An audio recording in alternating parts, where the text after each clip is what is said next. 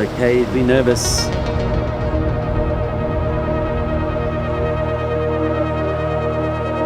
It's okay to jump around and twitch a little. It's okay to doubt yourself. It's okay, because once you get out on the trails, that all falls away. And you let your legs do the talking, the training, the sacrifice, the time. Let your experience do what it needs to do. You guys have got this. It's not your first dance. It's not your first rodeo. Just get out there, be kind, look after each other, take it in, and enjoy. 5, 4,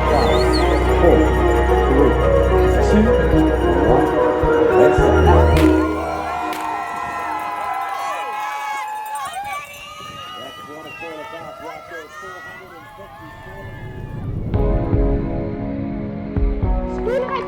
Sa plus longue distance à vie. J'ai tué maintenant lui! Après l'ultra-trail à Ricana, j'avais besoin de relaxer.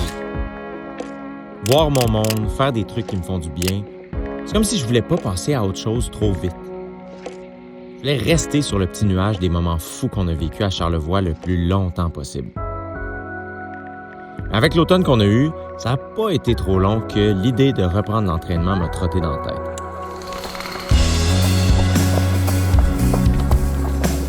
L'automne, c'est une saison que j'aime particulièrement. T'as les couleurs, il fait beau. C'est comme facile de rentrer des gros trainings et d'accumuler du volume. Là, il faut quoi? 42 kilos de passé. Ça fait 8 heures que je cours, 57,6 kilos. L'Ultra Trail Cape Town était dans ma mire depuis le début de l'année. Une fois remis du THC, j'avais vraiment hâte de me lancer dans un nouveau défi et surtout, appliquer ce que j'ai appris lors de mon 125 km.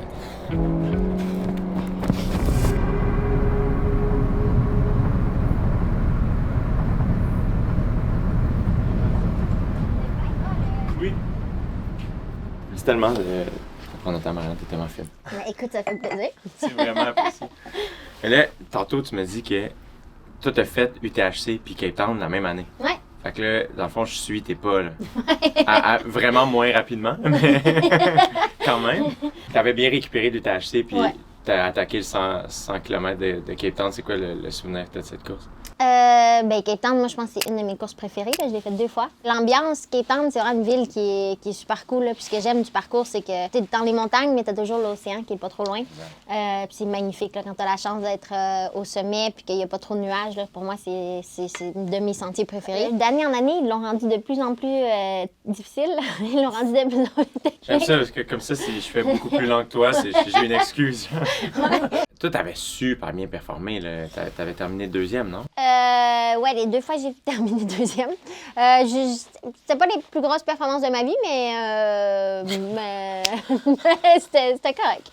Quand même. Ouais. T'es tellement forte, comme j'en reviens pas. Est-ce que tu penses que t'as toujours été aussi résiliente? C'est comme si t'as une tolérance à la douleur et la souffrance presque trop grande. Je pense que c'est quelque chose que j'ai développé par l'amour que j'ai pour le trail. Je pense que c'est juste que j'aime ça. Puis quand je me lance dans quelque chose, je me dis, je suis aussi bien aller au bout du truc dans lequel je me lance. C'est sûr que cette année, là, j'ai eu un DNF qui vient contrer un peu cette réputation-là, mais je pense que c'est correct aussi de se dire que des fois, en fait, s'arrêter, c'est la meilleure décision. Fait que c'est pour ça aussi que je pense que mentalement, j'ai de la misère à le digérer juste parce que j'ai toujours fait en sorte que même si j'ai mal, même si les choses vont pas bien, je me rends à l'arrivée. Mais là, pour la première fois, je me suis dit, en fait, ça vaut vraiment pas la peine ce coup-ci. Je trouve que ton rapport au sport, en tout cas, moi, je suis comme... T'as toujours le sourire, même à Western State où on voyait que c'était dur, mais comme t'étais encore très généreuse, je trouve, de ton optimisme, puis de ton plaisir, de tout ça. Puis moi, en tout cas, ça m'inspire à faire comme, ah oui, c'est vrai, c'est vraiment trippant ce qu'on fait, puis on est chanceux de pouvoir s'offrir beaucoup de temps pour le faire, puis je trouve que t'incarnes vraiment, vraiment ça de belle manière. Fait que je suis vraiment content que t'aies pris le temps en ville. Bon succès pour 2026. Bonne chance à Cape Town. Merci. On va suivre ça. Merci. Je vais penser à toi, puis je te donne des nouvelles après. C'est bon. God. Yo, ça part ou quoi? Cape Town, baby.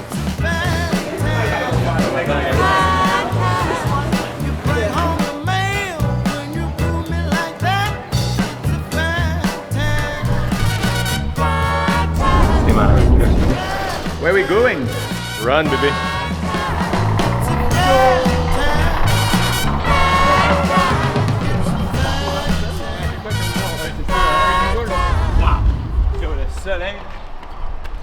soleil fait du bien. Oh my God, que j'adore cet endroit. Moi, je vous dis, là, je prépare mon snowbird life. Là. Mais je vais descendre à Cape Town au lieu d'aller en Floride. On attend quoi, là? On attend le GPS, dude. Mon GPS est habitué d'être à Saint-Jacques-le-Mineur. Là, il est comme yo! L'Afrique, gros! J'ai découvert Cape Town en 2019. J'animais ma 3e saison d'Occupation Double. J'ai eu la chance de passer presque 3 mois ici et je suis tombé complètement en amour avec la place. T'as l'océan, t'as les montagnes, t'as le beau temps, t'as le soleil d'Afrique. Ça devient tranquillement pas vite home away from home. Je suis venu passer 1 mois ici l'année dernière. Tu sais, je me suis dit, crime, il y a l'Ultra Trail Cape Town, pourquoi pas le faire l'année prochaine?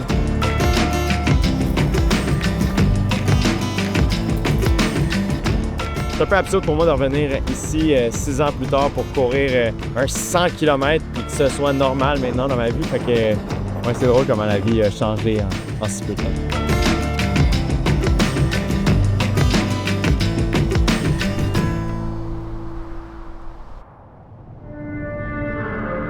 Ici, on a l'astucieux Nico Dan qui est en train de préparer sa victoire pour l'UTCT.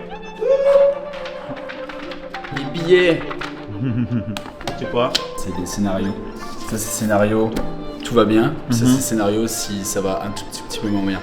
Il y en a que 2. Nico, il va savoir que ça va pas bien si je le rattrape. Moi, je vais le savoir dès les premiers kilos. Dès que t'entends derrière toi, Nico! T'es comme, oh merde. Jay, je l'ai rencontré l'année dernière sur un projet de course quand il a traversé le Canada à la course et en vélo. Mais moi, je pense qu'il prend les choses de la bonne manière, tu sais. Il fait étape par étape, mais il sait aussi s'entourer des bonnes personnes. Puis je pense que ça, c'est quand même un exemple à avoir. Sa démarche est belle. Je m'attendais pas à ce que ça soit aussi technique. Je trouve qu'il faut toujours être engagé. Ce qui est particulier ici, c'est que tu as vraiment la fracture entre la mer et la montagne qui sont super proches.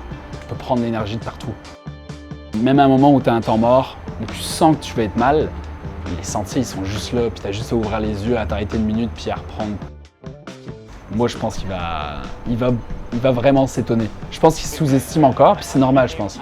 Quand tu commences la course en sentier, puis les grosses distances, tu peux jamais être sûr. Puis je dis toujours au monde, faut pas être sûr de soi quand tu vas là-dedans, parce que faut être humble et les pieds sur terre.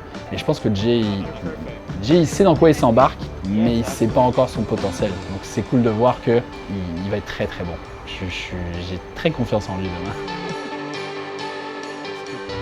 Et quand tu t'approches du mur, tu t'aperçois qu'il y a beaucoup de prises. Ouais. Tu passes cette partie-là, c'est très court. C'est Ok. très court. On grimpe littéralement. Tu grimpes. Tu vas mettre les mains. Ouais. Une chance que j'ai fait des pull-ups tantôt. Il y en a d'autres d'endroits comme ça. Tu sais qu'à la fin, quand t'arrives, ils te donnent ta médaille, mais aussi une accréditation. T'es maintenant pompier. C'est ça. C'est ça. Nico, UTHC, power technique. là. C'est juste plus de roches que de racines. C'est ça. Juste le seul gros truc différent. Puis moi, j'en mange des roches. Fait que c'est correct. Je me nourris de roches. Je mange plein de roches, moi, tout le temps. Quand je pète, il y a des cailloux. Alright. Hey, merci Benoît, t'es trop Ouais, gentil pour ton plaisir. temps. Merci Fred d'avoir fait ça. J'ai hâte. Ça va être cool. Je prépare la veste. On est à quelques heures du départ de la course. Il est 6 heures le soir. Le départ est à 4 heures demain matin, fait que dans 10 heures. C'est lourd, man. C'est lourd. Encore une fois, après tu fais faire moins de chest un peu. Mais au moins c'est tête. Ça c'est le fun parce qu'elle bounce pas, genre. Ok, je suis Katniss Everdeen. Je suis vraiment excité.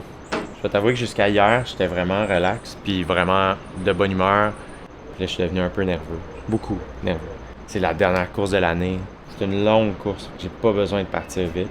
Laisser le beat rentrer, puis après ça, tomber dans la zone. Puis après ça, profiter. C'est une grande chance.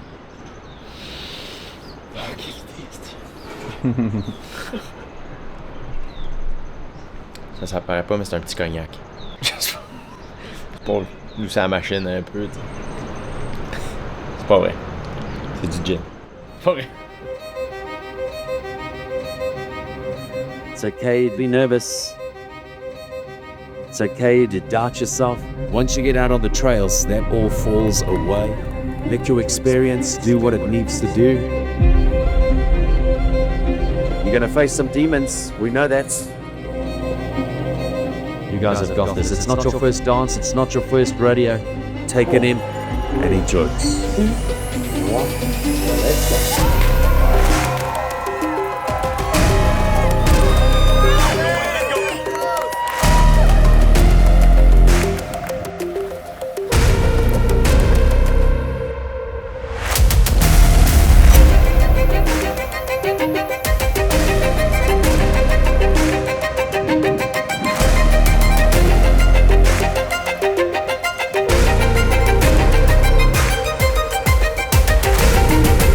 Le lever de soleil était, je veux utiliser le mot parfait, il était extraordinaire. On entendait les pas dans les sentiers, les gens parlaient pas beaucoup. Fait que c'était très calme.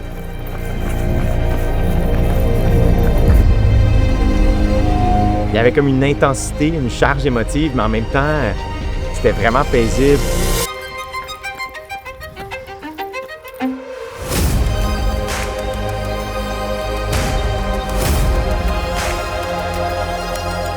Je regardais où je courais dans les trails, mais je prenais vraiment le temps de tourner la tête et d'essayer d'observer le spectacle parce que c'était vraiment magnifique. Puis au premier ravito, déjà, j'étais comme « Ah, l'énergie était pas si light. » Ça allait pas encore mal, mais j'étais comme « Ça va pas si bien que ça en ce moment. »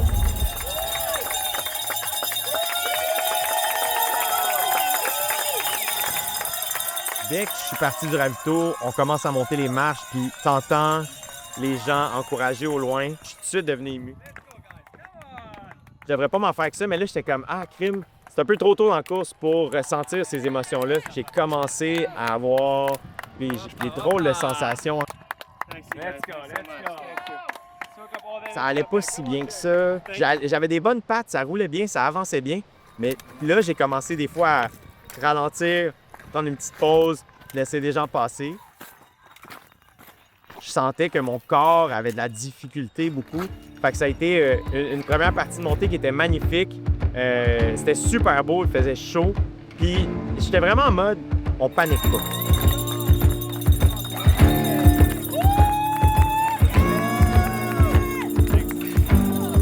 C'est ça que j'essayais de me dire, fais-toi-en pas. T'sais, pense pas trop. Un pas à la fois, avance, ça va être correct.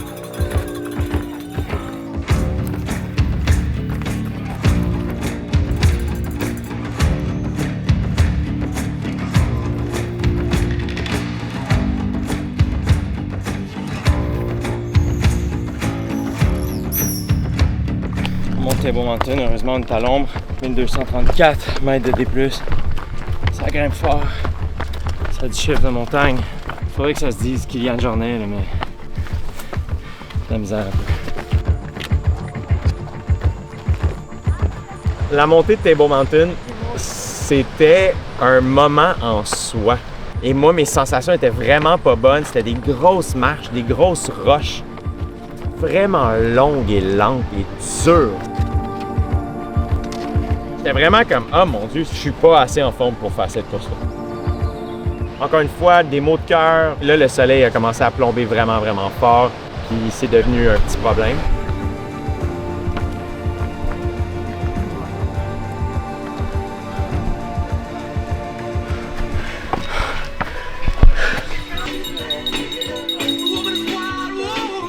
Puis, next thing you know, la montée est terminée.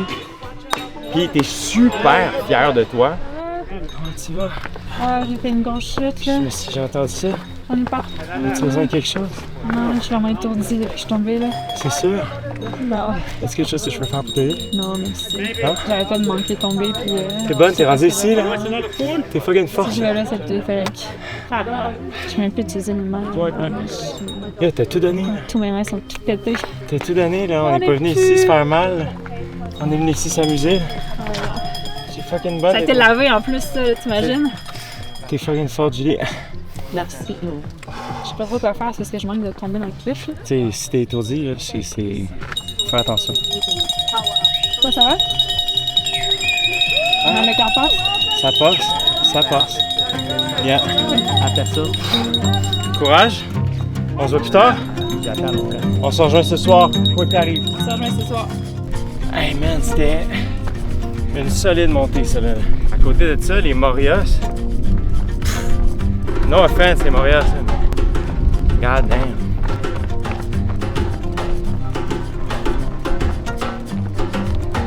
2 heures plus tard, Jay. Rendu en haut de Table Mountain, c'est une section lunaire. On dirait que tu cours sur la Lune. C'est des roches, peu de verdure, mais c'est magnifique. Tu vois loin. C'est peut-être le moment de la course où je me suis senti le mieux. Le ravito était beaucoup plus loin que je pensais. Donc, on dirait que j'ai donné un répit à mon système digestif. Fait que là, j'avais vraiment des bonnes sensations. J'avançais bien, mais j'avais l'impression que je brûlais des cartouches qui allaient me coûter cher plus tard. On attend Jay de l'autre côté de Table Mountain. Ça va faire 6h30 qu'il court. Puis il commence à faire chaud là. Puis là, en plus de la chaleur, il y a une petite section escalade qui l'attend.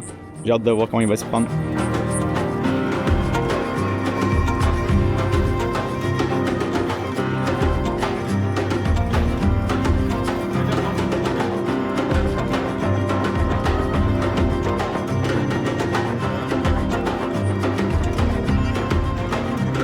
Que les gens oublient du parcours, généralement, c'est la technicité et ils se font surprendre par la chaleur. Aujourd'hui, il fait particulièrement chaud, c'est 33 degrés. C'est l'édition la plus chaude que j'ai connue depuis 2016.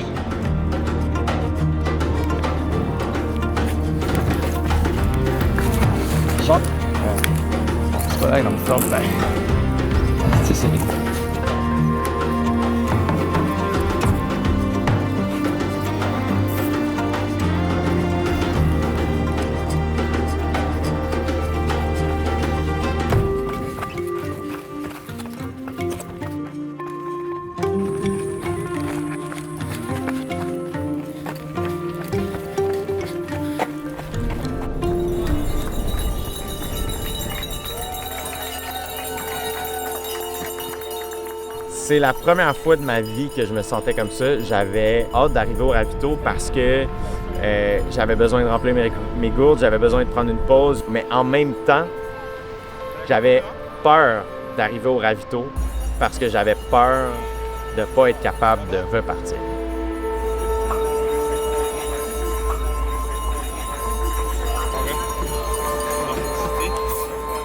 Et ça, c'est la première fois que je vivais ça.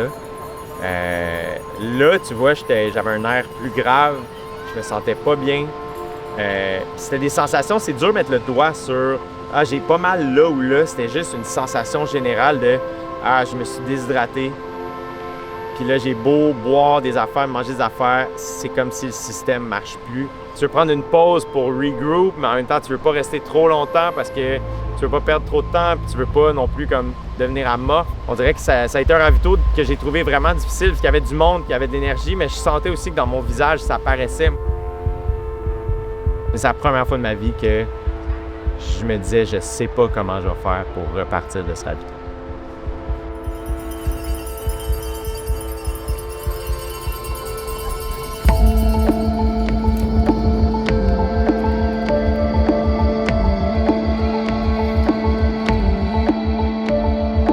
C'est ça l'ultra, il y a des mauvaises passes, ça va repasser, fais juste avancer, aucun orgueil, avance tranquillement, c'est pas grave.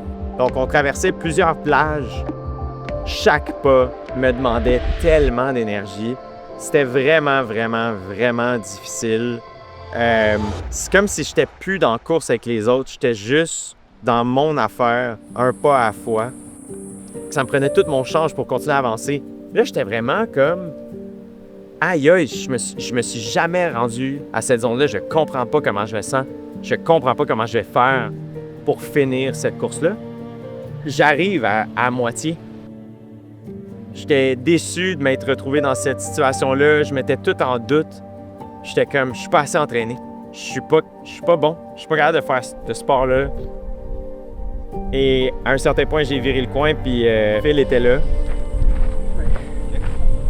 Il m'a vu, puis il a compris, puis j'ai dit hey, c'est fini, tu sais, puis il a pris le temps juste de me serrer puis de faire comme « Hey, on t'aime, on est fiers de toi, on est avec toi, il n'y a rien là. »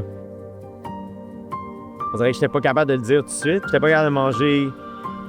Mes jambes, ils pétillaient, là. Mes muscles pétillaient.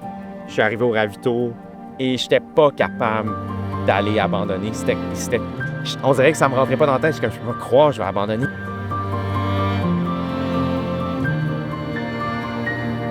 Puis je voyais aussi que mon crew, mon équipe, mes amis, ils voulaient pas me dire « Hey, dude, tu devrais arrêter, tu sais. » Personne veut dire ça, puis personne veut prendre la décision pour toi. C'est moi qui devais prendre la décision, mais on dirait que c'était deux choses qui fonctionnaient pas ensemble. De faire comme, je peux pas continuer la course, mais je peux pas DNF non plus. Comme, je ne voyais pas la solution. De ramper jusqu'à l'arrivée, pour moi, c'est pas quelque chose que je recherche, c'est pas quelque chose qui, je crois, aurait été pertinent. Je pense pas que j'aurais appris grand-chose de ça. Juste de me traîner sur 46 kilos, puis de visiter l'enfer. Je vois pas pourquoi j'aurais fait ça. Ce DNF-là ne me définit pas, mais j'ai du travail devant moi. C'est la partie, bizarrement, qui me motive. De faire comme, hey, je suis encore tellement un rookie, mettons. C'est ma première vraie saison 100% de trail. C'est la première fois que j'aligne autant de courses en une année, que je me lance des défis aussi difficiles. Tant mieux si je les maîtrise pas encore. Tant mieux si à 34 ans, c'est le début de quelque chose. Tant mieux si j'ai plein d'affaires à apprendre et de rester ouvert à ces apprentissages-là.